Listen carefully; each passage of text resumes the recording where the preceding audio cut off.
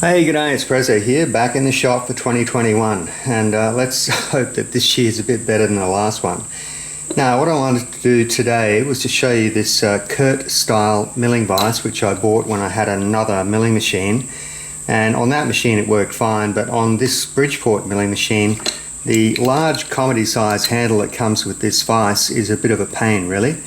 It's so long that when it's positioned like that, it actually hits the slide for the y-axis, so you can't just sort of rapidly spin that up to a position where you want it. So you've either got to do this sort of arrangement here, or it's awkward, and plus the fact that it's big and heavy, and if it falls off and lands on your foot, it's not much fun.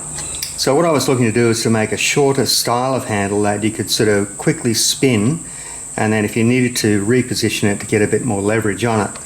So let me show you the pattern for what I have in mind, and we're going to go ahead and make one, and who knows, might be useful for your workshop. Okay, so this is a pattern that we're going to be working on today. Now this is 3D printed in PETG filament. It's been sanded smooth and filled and painted with an acrylic paint, and this little section here is for the gate, and that will be cut off later. Now I've seen these made before, and they have a hex socket in the center and they've got one offset on one end. This boss here is for a handle, like a spinny type handle, and when these are made commercially, they're usually either CNC machined from wrought aluminium or wrought alloy stock, or they're cast in steel or cast iron or something like that, and usually the hex is integral with the stock that's been made from. Now, because it's going to be cast aluminium, it doesn't have the same sort of strength as wrought or cast iron, or wrought aluminium, I should say. So what I'm planning to do is to fit some sockets. Now, I've already bought a pair of these deep sockets. There's one that I haven't modified yet. It's a 15mm socket, and it's got a hex on the end of that that's deep enough to go on about halfway along this hex here. However, if you cut it down like I've done here with this one, and then counterbore the back, it actually goes on all the way. So what I'm planning to do is to fit two of these cut down sockets to our cast handle. So what I'm planning to do is to bore this out here, fit the socket in there, and we're going to Loctite it in and pin it in as well. Now, I need to point out this is a complete prototype, never tried this before. I'm worried that I won't be able to get sufficient holding power with the pins or the Loctite, so there's a chance that this may slip. But like I said, this is more about being able to rapidly spin up that handle by using the center socket, and then when you want to give it the final tighten up, you shift it to the socket on the very end, and then you've got usually enough leverage to get that pretty tight. Like I say, this is a backup if you ever need it. Now, I need to point out that when I do the casting for this, you'll see me making another casting at the same time. Now, just ignore that one. This is the one we're going to be focusing on today. That other part you'll see me making is for the pneumatic drawbar I've already made for this milling machine. You've already seen it. So just ignore that one. This is the one we're concentrating on today, okay? Here's my two patterns set up in the drag. And I've got a sort of a 3D printed pattern here for a runner and a surge trap at the end there. And this is actually take two. First one, I think my green sand was too dry, and everything went well up to the point where I pulled this pattern out, and it just pulled away some of the sand, collapsed. So, damn. Put a bit more water in the green sand, we'll give it another go. So, yeah, story of my life. You always do everything twice.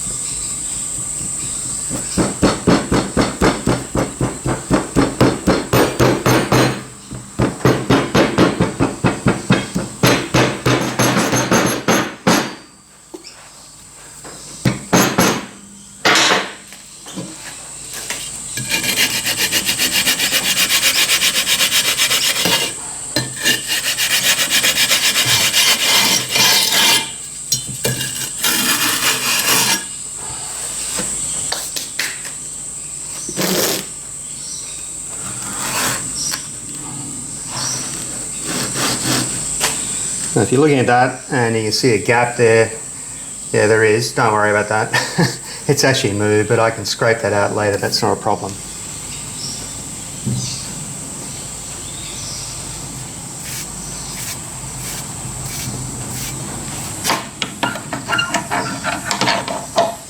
So this is going to form a sort of a vent, and this is where any of the first metal that flows into the mould will end up. It'll run past these two gates here, it'll sort of surge around in there, and hopefully that's where all the debris goes.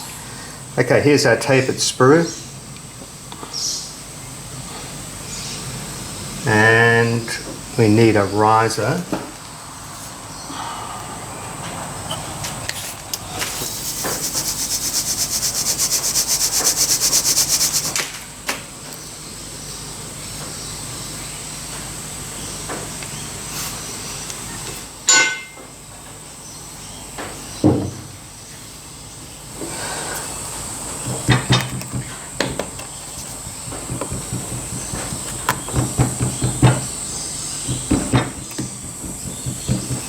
Incidentally, if you're looking to buy one of these, I got this from my local rural supplier, place where they sell stuff like horse feed and animal feed.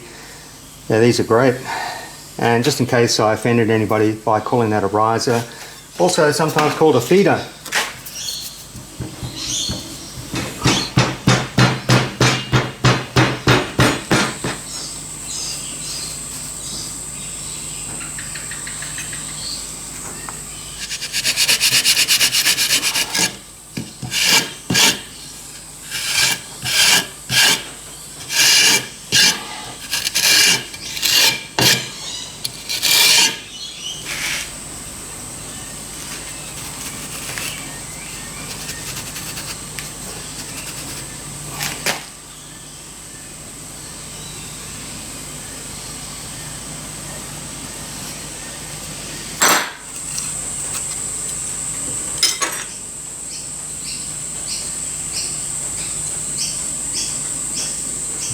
Alrighty, see what we got.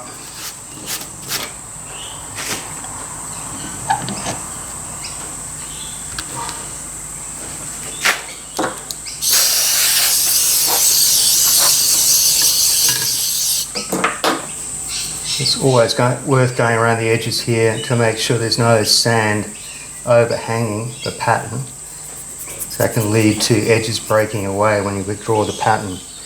So especially with these 3D printed patterns, they don't always have a razor sharp edge on them. I'm going to do this one first because it's the most difficult one.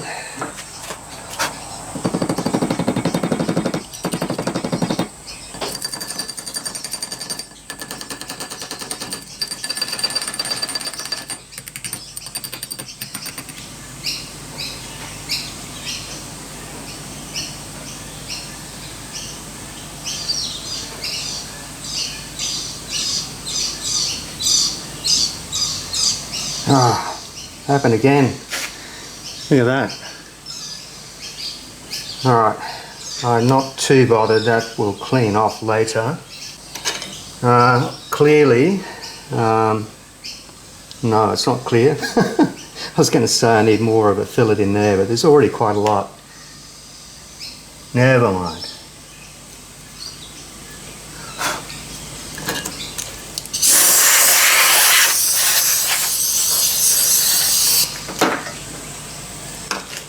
Alright, that one's easy.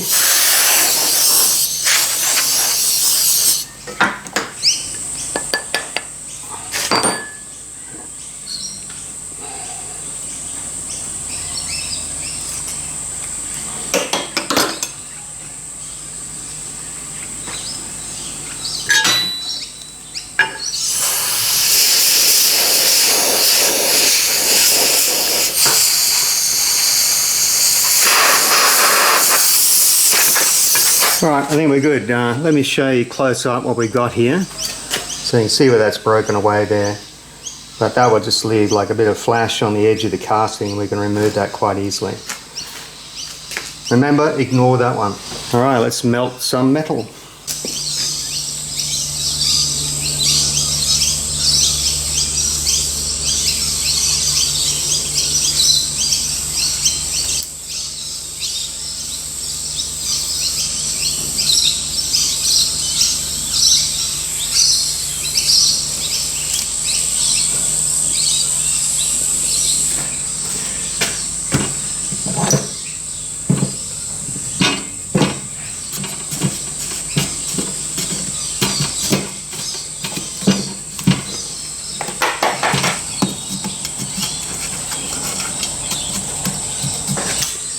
Okay, well I'm quite happy with that, but you can see that little bit of breakaway where the sand collapsed as I was taking out the pattern there, and that's just right on the edge of the handle where it attaches to the gate, but that's easy to remove. Probably one of the good things about a failure in casting is that often what you end up with is extra metal that you can take away. That's what's happened in this case. But yep, I'm super happy with that. So let's go ahead and get this separated out, and then we'll start work on the machining. Happy days! Well, there you go, I got all that cleaned up, fettled around the edge there. It's cleaned up quite nicely. And I don't think I'm going to do a lot to the surface of this. I like the cast look to it. And all we really need to do now is get the holes bored and fit these sockets. And I've decided on this end we're going to do a miniature Bridgeport feed handle, scaled down version to go in there. So yeah, let's get some holes drilled. Okay, here's a setup with the casting sitting on parallels in the vise. So I've got a spring in between those parallels, keep them apart. And I've got enough clearance between the parallels to drill and bore for these sockets. I've added a copper strip on the front here just to take up any irregularities in the dimensions of that casting, because obviously it doesn't have perfectly parallel sides. But that's all sitting there nice and firmly. I've tapped that down with a dead blow mallet, and I've marked the 3 centres just with a centre square. Now it doesn't have to be terribly accurate, so that will do. And I've got a wiggler set up over that first centre now, and I'm going to use touch DRO to keep track of these 3 centres. So I'll show you what I mean. So I've set all my axes to 0, and I've still got the wiggler set up over that first centre. And what we can do with touch DRO is simply add a point. So my origin point here is now marked on the first point in the list on the right hand side there. And if I now move the spindle to the middle hole in the casting, we can set a point there as well.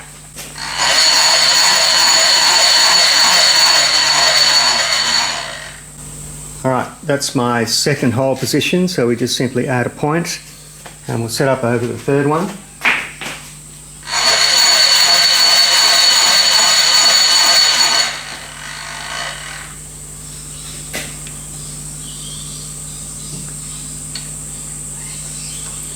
Okay, that's my third position there, so we add a point. So what that means now is that we can go backwards and forwards between all 3 of those points. So I can centre drill all 3 of the bosses first, go back to my starting point, then I can clearance drill all 3, go back to the starting point, and so on. So it just saves having to change tooling after you've done each hole.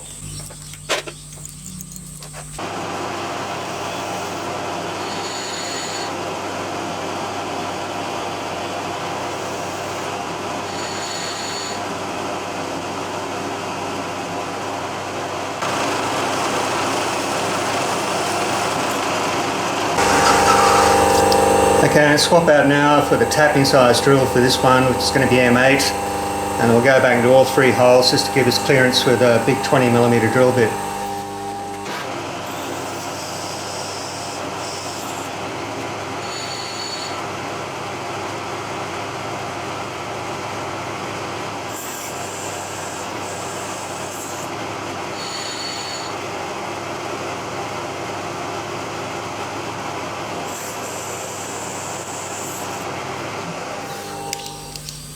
So our sockets here are 20.69. I've got a 20mm drill bit, which we'll go right through with, and then we'll have to bore to get our size for the socket.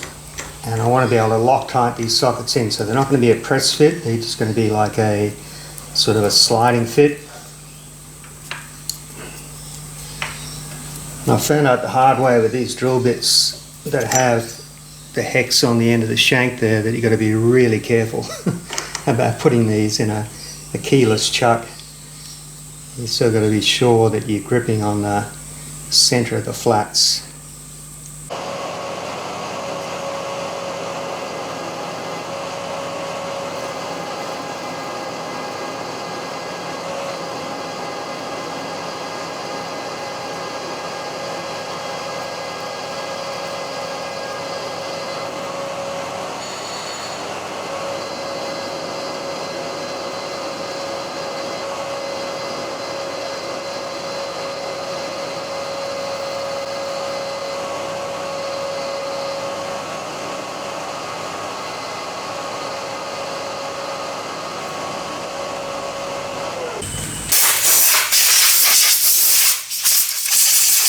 Alright, so we're just going to bore out just a little bit more now for our socket, and when I've done, actually I'll tap this one over here first while we got the drill chuck in.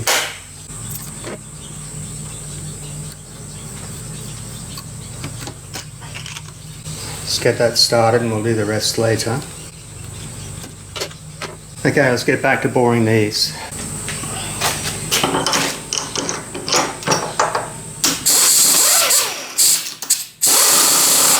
Just measured that with a micrometer and we've got 20.7, so I'm shooting for 20.71 on this bore.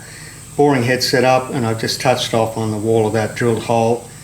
And I'm going to use the automatic power feed on the Bridgeport head for the first time. So, so let's see what happens there.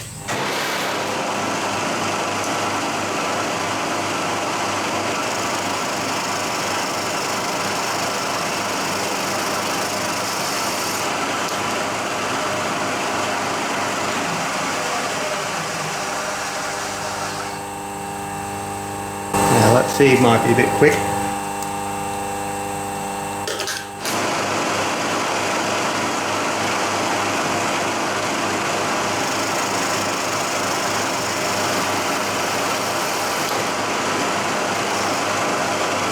I think that feed's about right.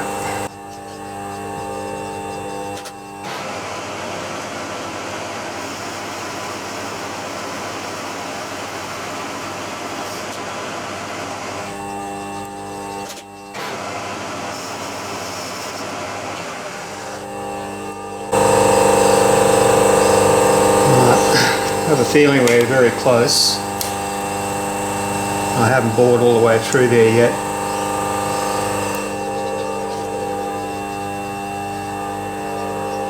About 300's undersized, maybe 400's undersized. So let's tweak this a bit.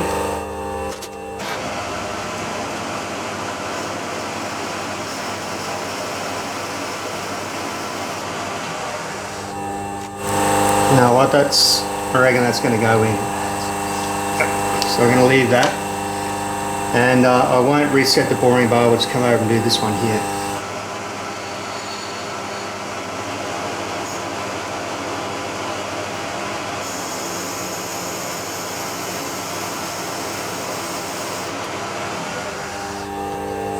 That's sort of going in there, and if I need to I'll just clean the inside of that with a bit of emery, but I'm pretty sure that's a good snug fit, sliding fit. That's what we're after. And this is going to be the side of the handle that faces toward the vise, and I don't think I'm going to do anything else with that casting. When these sockets are in place I may flip the whole thing over and just skim the back, but for now I'm not bothered about the cast finish on that. I think it actually looks okay. Just gone ahead and fitted that one socket that I've already modified to the outer hole, and now I've got to cut down the one that's going to go on the middle hole. Now this socket here, the one we're fitting in the middle of the handle, is the one that's going to be used to rapidly spin the vise open or close. So it's going to be doing full rotations as we do that, and for that reason I want this one to be slightly longer than this one here. And the idea then is that when the handle is fitted to the vise, nothing on the handle will clash with any part of the vise as we rapidly spin it. But when we go to finally close the vise and tighten it right up, we're not going to be doing full rotations of that handle. It's just going to be used for, say, a quarter of a turn. So it doesn't matter if this one's a bit shorter.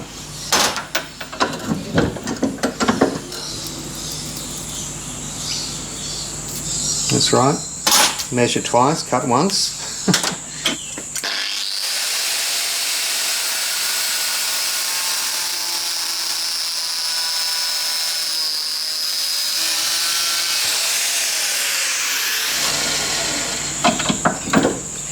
It's bound to be hot.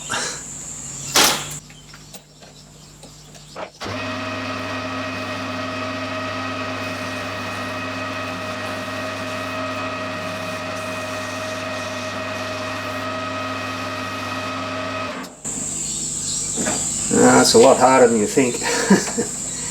And I think that's just deflecting the tool a lot when I try to cut from the outside diameter to the inside. Actually works better cutting back the other way. Now I'll just see how close we got to 35 here. Not that it's really all that critical. So we're 37.64. Do I keep going? Yeah, we'll take a bit more off it. So given that it's not all that critical, I'm just going to bring the tool up and just touch off on that part. I'll set the DRO there.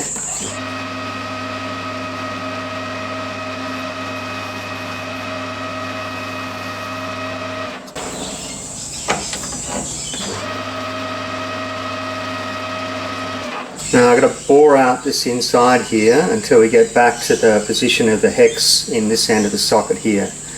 And that's going to mean that that socket will push all the way onto the hex on the end of the device screw.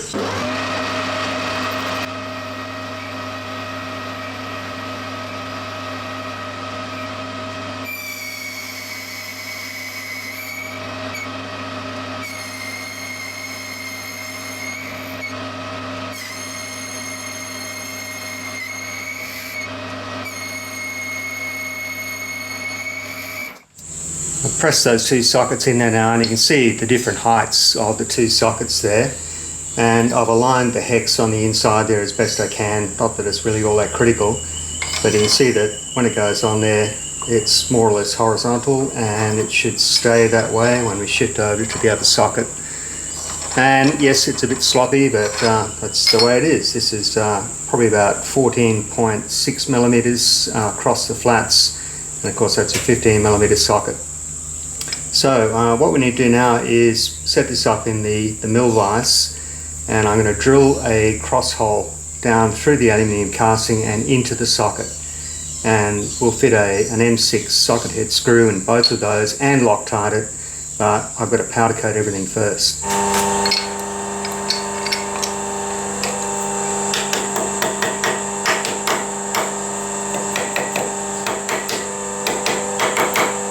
Okay, we're not gripping by much there, but that'll be enough. Now I'm going to find the center of this socket here, and then we're going to offset 54.68, which is our center to center distance, and we'll drill our second hole.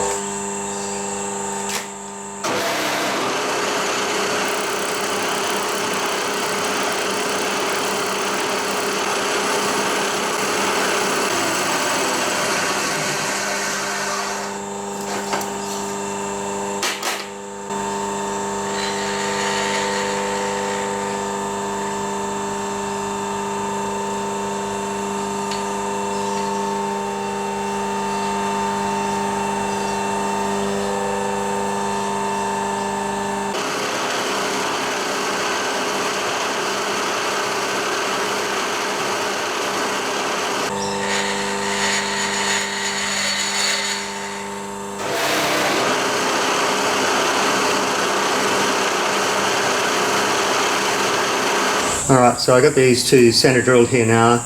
Now this is a drill bit I bought especially for this job. It's a cobalt drill bit, and given that we're going to drill into these two sockets here, not very far, but just enough to make a cup, so that when we put our socket head screw in there, it's got something to bite into. So I'm hoping this is hard enough to do the job. If I destroy the drill bit, it's no big deal. Even if we don't really make a divot in the socket, the Loctite and the socket head screw should do its job.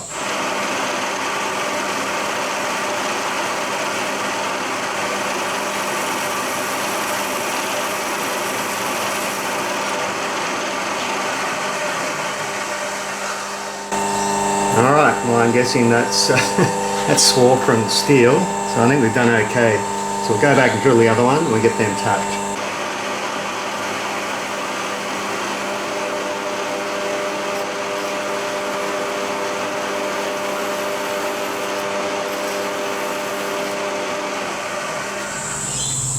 Well, no visible damage on the drill bit, so that's good.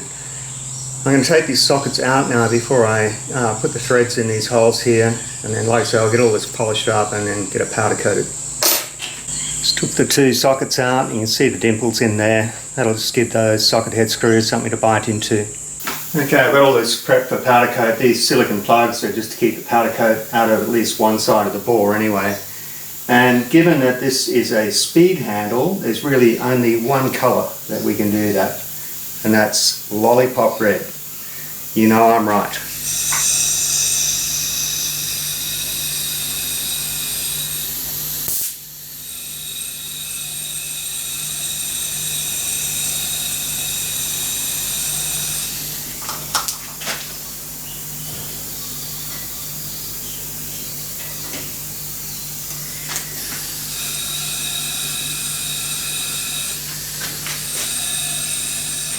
Okay, this is a transparent colour, so we should be able to see through the shiny aluminium underneath.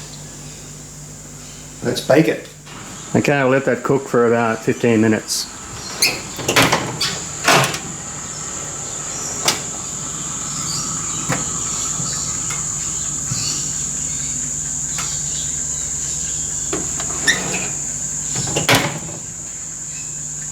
Alrighty, isn't that pretty? I'm going to let this cool down, we'll have a close look at it assembled.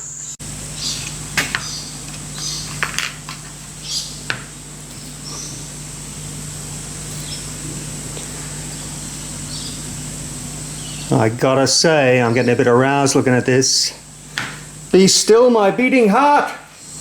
Okay, I'll calm down a bit. And these socket head grub screws are dog points.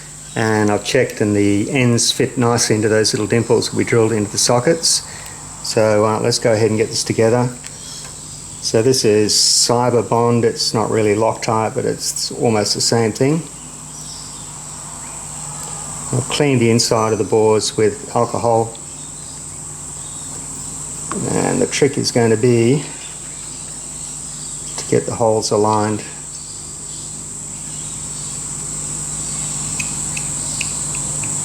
Just have to go over and use the actual screw on the vise to align the socket.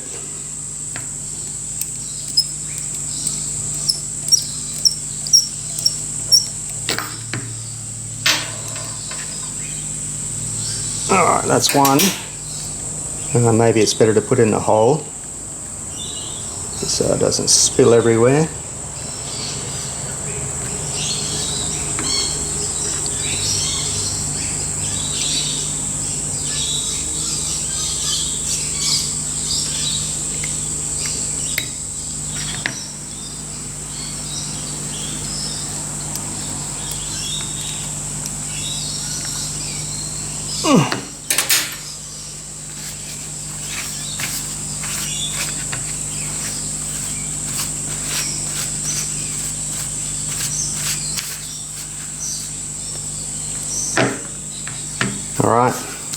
Alright, let that cure overnight, so let's try it out. And you'll notice that I fitted a temporary handle here.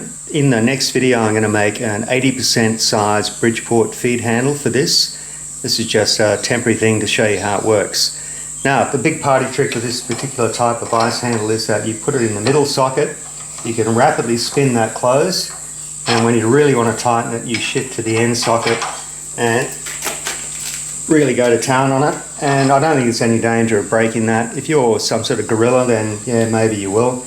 But for me, I think this is fine. Now, if you'd like the STL file for the pattern that I used to cast this, I'll make that available in the link below. And I think the candy red finish on that looks fantastic. I don't use it very often, but in this case, I think it works really well. Certainly less chance of losing it when it's this color. Now in the next video, like I said, we're going to make the contour handle for this and fit that, and I'll show you a technique that I use for doing that. But for now, I'm going to sign out, and I'll catch you on the next video. Thanks for watching.